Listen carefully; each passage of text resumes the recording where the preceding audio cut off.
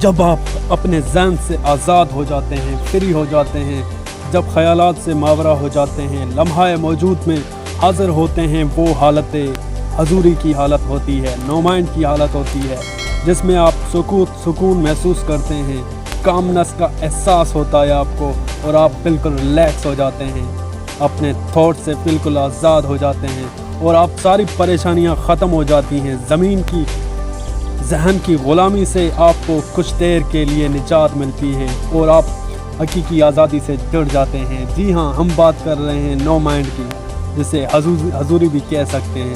ناظرین، حضوری میں اس قدر لذت ہوتی ہے نا کہ اگر بندہ اس کی ایک بار لذت کو چکھ لے تو میں کہتا ہوں کہ دنیا کے اندر کسی چیز میں اتنا سرور و کیف و مستی نہیں ہوتی جتنی اس حضوری میں ہوتی ہے۔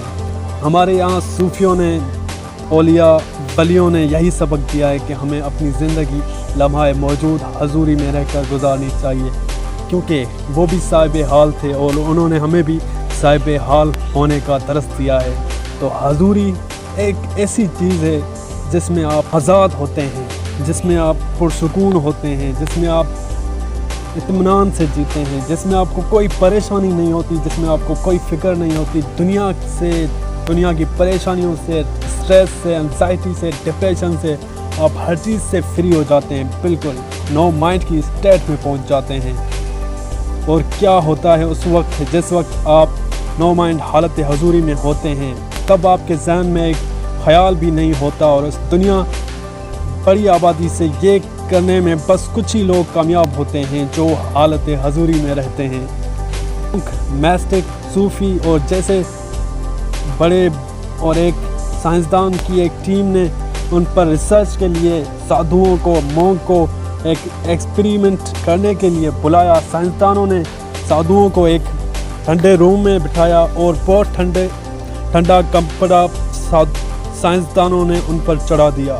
پھر سادھوؤں نے لے آئے اور اپنے آپ کو زیرو تھاٹ پر حالت حضوری میں، اس کے بعد وہ لے گئے اپنی ذہن کو، تو اس کے بعد وہ کپڑا اتنا گرم ہو گیا کہ رس پانپ نکلنے لگی، یعنی کہ اتنے ٹھنڈے کمرے کے اندر جب وہ اپنی نو مائنڈ کی اسٹیٹ میں پہنچے، حالت حضوری میں پہنچے، تو انہوں نے جو انہوں نے چاہا وہ انہوں نے کر دکھایا۔ جی ہاں، یہ طاقت ہوتی ہے پاور آف ناؤ کی، حالت حضوری کی، نو مائنڈ کی۔ جی ہاں، زیرو تھاٹ کی۔ آپ یہ بھی سوچ سکتے ہیں کہ میڈیٹیشن اور زیرو تھاٹ میں کیا فرق ہے۔ میڈیٹیشن یعنی دھیان میں آپ خود کو کنٹرول کرتے ہیں، اور زیرو تھاٹ کو روک کر انہیں آبزرو کرتے ہیں، اپنے ذہن کو آبزرو کرتے ہیں۔ جی ہاں، تو یہی فرق ہے میڈیٹیشن اور زیرو تھاٹ میں۔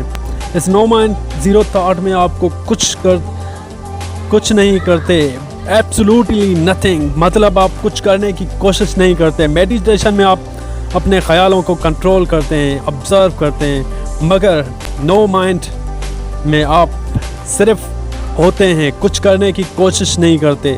تو اس کنکلیوژن نکلتا ہے کہ جب آپ میڈیٹیشن کرتے ہیں، آپ کا ذہن اتنا ریلیکس ہو جاتا ہے کہ آپ کوئی خیال نہیں آتا، تب وہ ہوتا ہے نو مائنڈ دماغ۔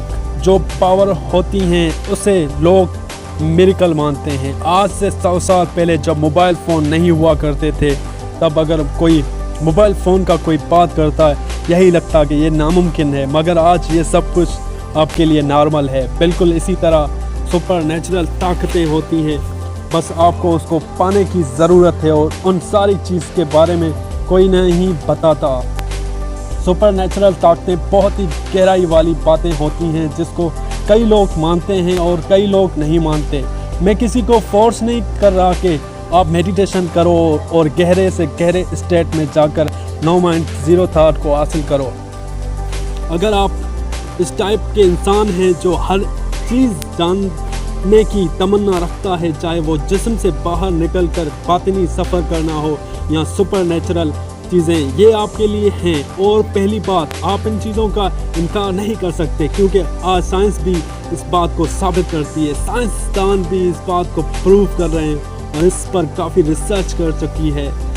جب ایک ٹھنڈے کمرے میں مونک بھکشو اپنے کپڑے کو گرم کر سکتے ہیں، تب یہ کیا نہیں کر سکتے۔ ویسے تو صرف ایک جھلک تھی، ایک ऐसी कई और चीज़ें हैं जो आप एक्सपीरियंस करेंगे जब आप नो माइंड ज़ीरो थॉट की स्टेट में घुसेंगे। टेलीपैथी यानी दूसरों के मन की बातों को पढ़ सकना, किसी की फीलिंग को जान लेना। अगर आप नो माइंड ज़ीरो थॉट की पावर हासिल करना चाहते हैं तो मेडिटेशन करें और अपना ध्यान लगाएं, अपने दिमाग को रिलैक्स करना सीखें, अपने ख़यालों को मैनेज करना सीखें और सबसे बड़ी बात है अपने एहसासात को महसूस करें, अपने इनर बॉडी एनर्जी फील्ड को अपने जिस्म के हिस्सों पुर्जों में महसूस करें और अपने सांस को ऑब्ज़र्व करें और अपनी ज़िंदगी की अंदर मेडिटेशन मुराकबे को और ध्यान को आदत बनाएं। जैसे ही आप ये चीज़ करेंगे तो आपके अंदर एक सुकून पैदा होगा जिससे आपको हजूरी की कैफियत नसीब होगी। जी हाँ, तो सबसे पहली चीज़ है हजूरी में रहने की, नो माइंड स्टेट में रहने की, कि आप प्रेजेंस में रहें। जैसे ही आप माजी और मुस्तकबिल की कैद से रिहा होकर आज़ाद होकर प्रेजेंस की हालत में आते हैं तो आप ऑटोमेटिक नो माइंड की स्टेट में पहुंच जाते हैं। फिर कुछ भी आपके लिए करना, कुछ भी पढ़ना मुश्किल नहीं रहता। जो ज़िंदगी आप चाहते हैं वही आप अपनी ज़िंदगी को बनाते हैं, वही लाइफ आप जीते हैं।